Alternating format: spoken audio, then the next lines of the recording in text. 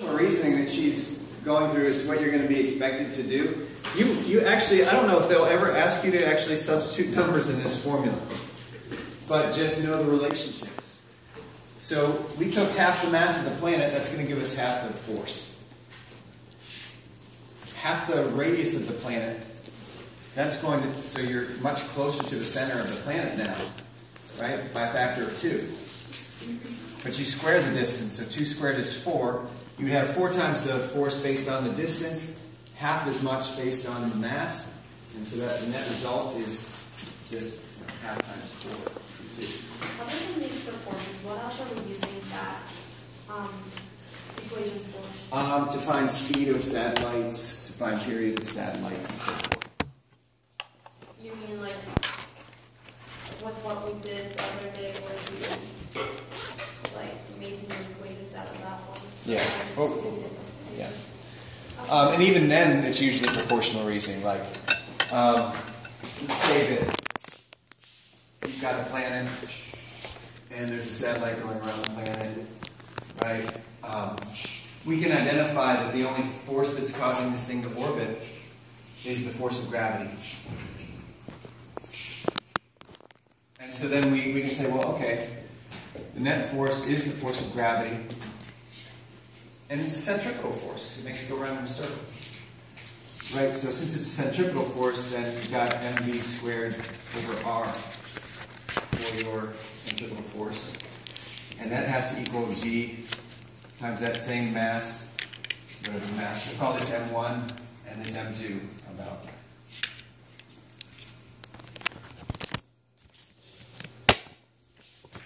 And what that does is it allows us to then see what the relationship between the orbital radius and the speed is. So what does that say about a satellite as it gets further away? Like say this, we've got another satellite over here.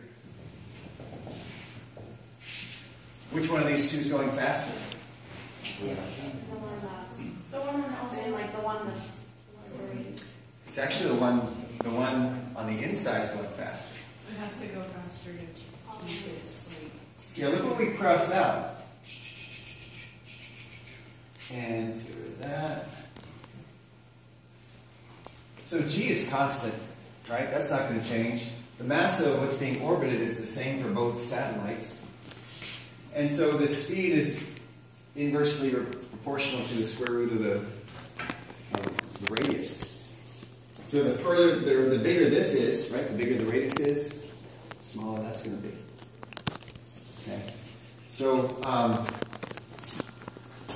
I guarantee you'll see something like that. Which of these is going faster? That's this one. The speed of it has nothing to do with the mass of the satellite. Right? The mass of the satellite dropped out. It only has to do with how close to the planet it is, or the sun, or whatever, and how massive that sun or planet or whatever it is. But also, then you can take this a step further and say, okay, well, I know v squared, or I know what v is. How do you calculate v for this object? Oh, true. I'm sorry. How do we calculate the speed for anything moving in a circle? With 2 pi r over t. Right. Right. Speed is just distance divided by time, and the distance around the circle is 2 pi r. The time is the period, capital T. Right? And so let's go ahead and substitute that in for v. And we'll see a relationship now between radius and period. Well, I think we've already done that, right? That equates to Kepler's third law. And okay. You can see, though, Kepler's third law, there's not a one-to-one relationship there, right? When you double the period, you don't double the radius. Or, I'm sorry, when you double the radius, you don't double the period. One of them squared, the other's cubed. But anyway, that's the kind of thing that you'll see on this practice test that you picked up on the way in. That's the kind of thing they're expecting you to be able to do. And so, yeah, what are we up to today? We're going to again, we're going to apply these principles of circular motion, uniform circular motion, and gravitation to solve problems. We're going to do that through this practice test. And that practice test, I want you to use to study. I want you to have it with you. So please make annotations to it, or you can use it to study, but you won't be able to have it with you. The only thing you are ever allowed to use on the tests are your formula sheets and your calculators. Okay, so let's look at that practice test that you got on the way in.